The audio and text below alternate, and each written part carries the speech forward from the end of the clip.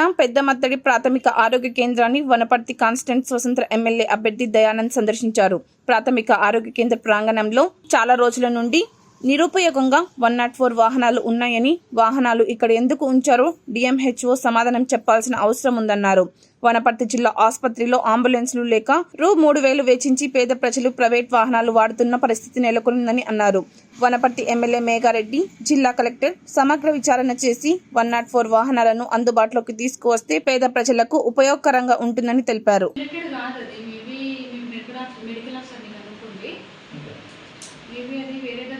Place ఉంది అని చెప్పేసి పెట్టారు. అవును, ఇప్పుడు వనపర్తిలో కానీ కాన్షియన్స్ లో మెడికల్ ఎమర్జెన్సీ వెహికల్స్ లేక చాలా మంది ఇబ్బంది పడుతున్నారు. ఇక్కడ ఇంత 4-5 బండ్లు ఇక్కడ స్టే చేయించారు. ఎందుకు అని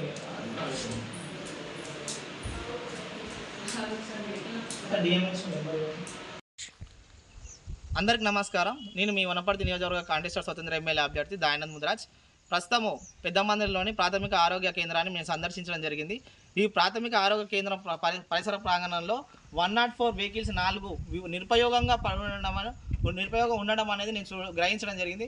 కనుక ఈ డిఎంహెచ్ఓ గారు ఈ 104 వెహికల్స్ నిరుపయోగంగా ఎందుకు ఉంచాల్సి వచ్చినది అని మాకు ప్రజలకు తెలియాల్సిందిగా మేము కోరడం జరుగుతుంది. వనపర్తి నియోజకవర్గంలో జిల్లా ఆసుపత్రిలో అంబులెన్స్ లేక ప్రజలు ఇబ్బంది పడి ప్రైవేట్ వెహికల్ వేల రూపాయలు వేచించి ప్రైవేట్ వెహికల్స్లో వాళ్ళ వసతులు కల్పించుకుంటున్నారు. కానీ మీరు మాత్రం నిరుపయోగంగా 4 వెహికల్స్ ఎండికి పెట్టారు. దీనికి సరే మైనర్ రిపేర్స్ ఏమైనా ఉంటుందంటే ప్రజలకు వాడుకలు రావాలి. ఎమ్మెల్యే మేఘారెడ్డి గారు కూడా దీనిపైన దృష్టి సాగించాలి. ఈ వెహికల్స్ కూడా అందుబాటులోకి తెచ్చినట్లయితే వనపర్తి ప్రాంత ప్రజలకు, వనపర్తి నియోజక ప్రజలకు చాలా వరకు ఆరోగ్య రీత్యా ఉపయోగకరంగా ఉంటాయని మేము తెలియజేస్తున్నాము. డిఎంహెచ్ఓ గారి తక్షణమే స్పందించాలి. వీటిపైన సరైన బిల్స్ ఏంటి ఏం పర్పస్ మీద చాలా రోజుల నుంచి ఇక్కడ ఉన్నాయని మా దృష్టికి రావడం జరుగుతుంది.